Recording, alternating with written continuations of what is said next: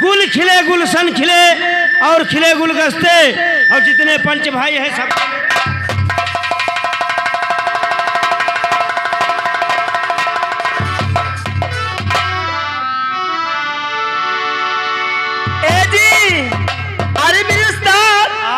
ये बताइए हम लोग यहाँ किस खुशी में आए भैया? यहाँ कौने खुशी में आवागा? हम नहीं जान पाए ना। हमें तो थोड़े थोड़े पता लाग है। थोड़े थोड़े? हाँ। ए बताओ ना। यहाँ पर ही पैदा भा। ए कहीं पुताऊ।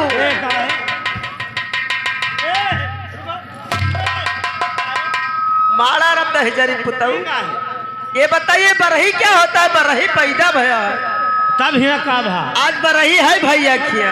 यह देखो ए मेम साहब। हाँ जी। जब बरही होता है तब टोला पड़ोसी जानता है। अच्छा। और जब यह बरही पैदा होता है हाँ। तो यह नात रिश्तेदार और गांव जवार सभे जाना। अच्छा। तब आज भैया क्या बरही बरही है। हाँ हाँ। ए अब गोहराओ लड़का फूफा का करे? का करे दहजरी पुताऊ नहीं जानता। हाँ लड़कों फूफा यहाँ का करी है? अरे गोहराई तो बहुत तगड़ा पिराए लाग। आए दादा ये लड़का फूफा दौड़िया इनका ले जाओ। ए तब लड़कों बुआ गोहराई दियो। वही बियाना वाना हम कहें। हाँ बहुत गरम लाग। बहुत गरम लाग। बर्दाश्त करो पुरवाई झोंका थी। हाँ ए सुनो। हाँ कैसे? Hello hello hello. अरे संजय ना गुआला गाहा राने माता लागे चल कई माता लागे चल काई हो।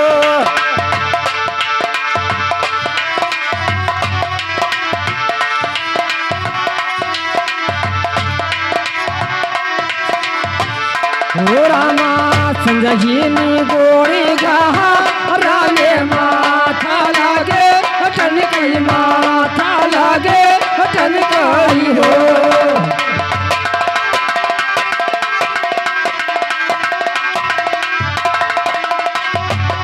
पता भैया लाइट जनरेटर बंद करे जाते देखियो।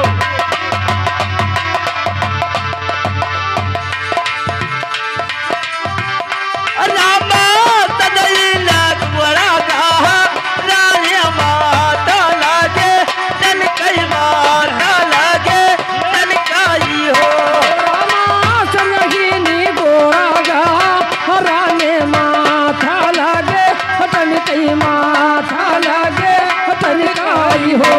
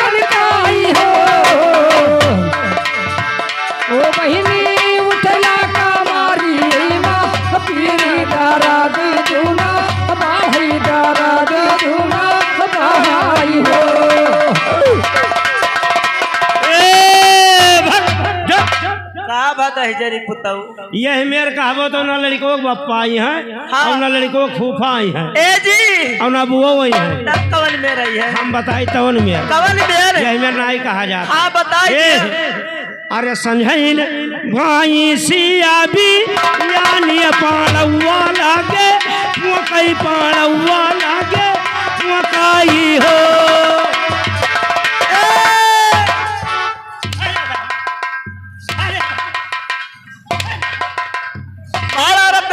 पुताऊ आई बता आज हमारे भैया खिया इतना खुशी की दिन बात है और तो भैंसिया पड़ा हुआ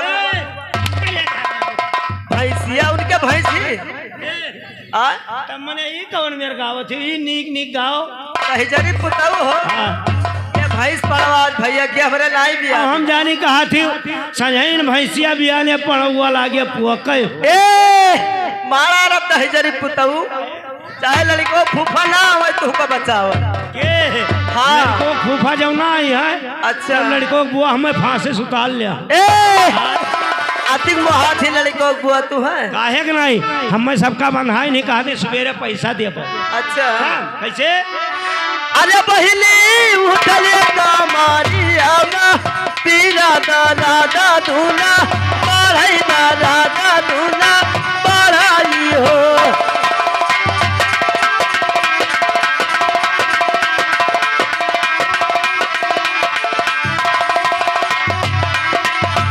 ओ रामा उठला का मारी माँ पीरी दारा दे तूना बाढ़ई दारा दे तूना बाढ़ई हो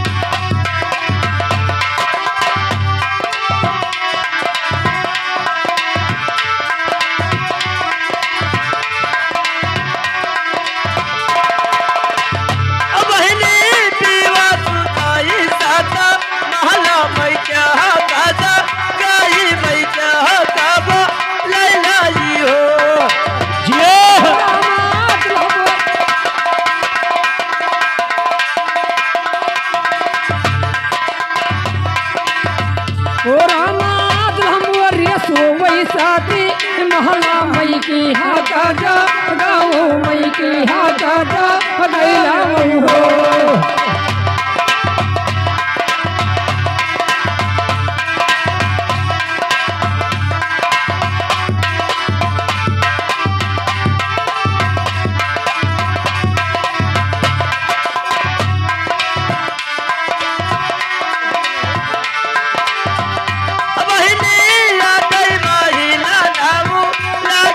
भोरी राजा कमली ना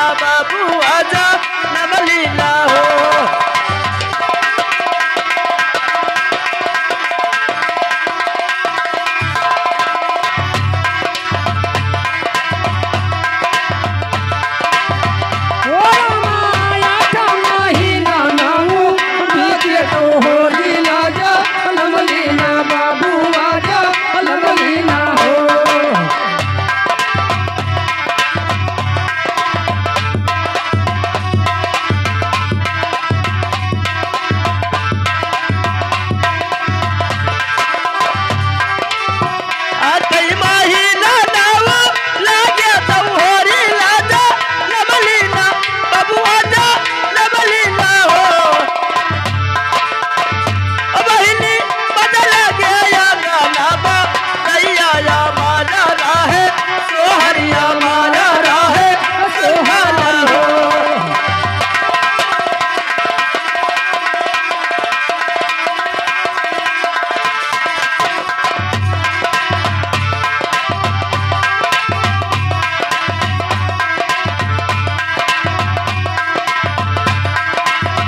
ओ बहिनी बाजै लागी आनंद रे बा धैया आंगन मा उठे सोहर महाना उठे सोहर हो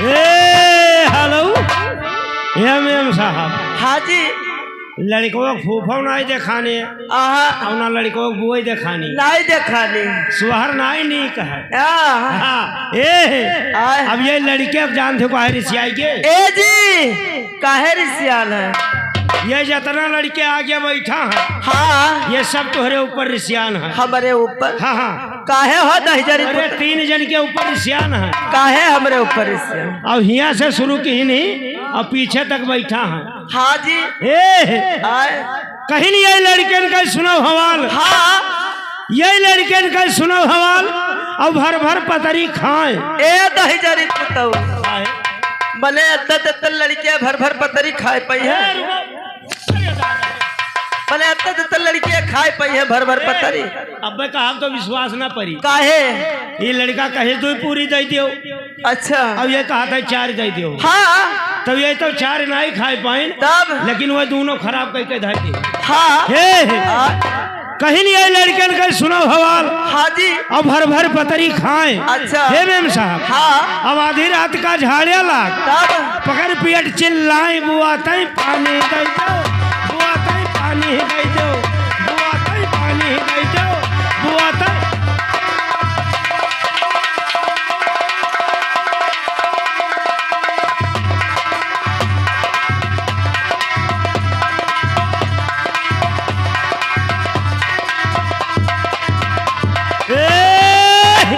कहीं न बुआ तई पानी दे दो हाँ जी। हे मेम साहब